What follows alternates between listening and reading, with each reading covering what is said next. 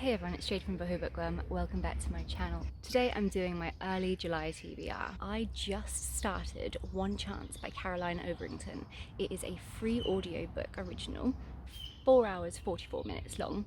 So nice and quick, easy. I've actually interviewed Caroline Overington before on my podcast and I've really enjoyed some of her other books. So the fact that this one was free, I was like, okay, cool, gotta get it.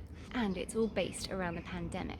And for a very long time, I really could not bring myself to read any books about the pandemic. I was trying to escape it as much as possible and get out of my head and all the horrible news we see every day. But I feel like I've accepted things a lot more now. So I decided, let's give it a go. So this is a book about this guy called Paul, and he has this very old school plastic factory, but because of the pandemic, it's kind of turned into a face mask making business and it's boomed. He's done it really, really well. One thing about forests is there's bloody fires everywhere. Go away, please. But now, like, suddenly all these people are starting to emerge into his life because he's so successful.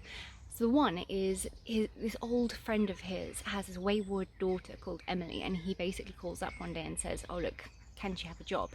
And now Emily, I'm not sure what her thing in this story is, but she keeps making Paul go out for lunches. So I'm not sure what she's doing or why she's trying to get him out. Apparently she's very outdoorsy and that's just the way that she is. But I think I've got a sneaky suspicion something might be going on. I've got a crack in my camera lens, by the way, so there's going to be this horrible glare for a while until I can afford to fix yet another thing. Then this other woman shows up outside of the factory, this really beautiful woman called Imogen. So she's like super down on her luck. Clearly she has ulterior motives. So both of these women are hiding these secrets.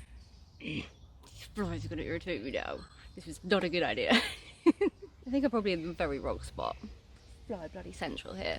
And apparently these women could threaten to turn Paul's entire life upside down. I'm leaving that spot now because I'm getting annoyed. Oh, look at all the horses over there. Cute. I will also be reading The Alcohol Experiment by Annie Grace, which I started today. Day 1, dry July. God knows why I'm doing it, just to prove to myself that I can. Oof. Wise time. In the middle of summer, not that, I mean, it's blistering 11-degree heat today in England. I've got a holiday coming up in July, and we're in a pandemic. But we are going to try dry July. Let's see how far I can get. If you don't know, The Alcohol Experiment is a book based all about the alcohol experiment, 30 days of sobriety, and I'm ready to give it a go, to be honest. The book is a guide and just takes you through each day and gives you things to think about, tasks to set for yourself and stuff like that. So I'm really excited to get my life on a better path. I am ready.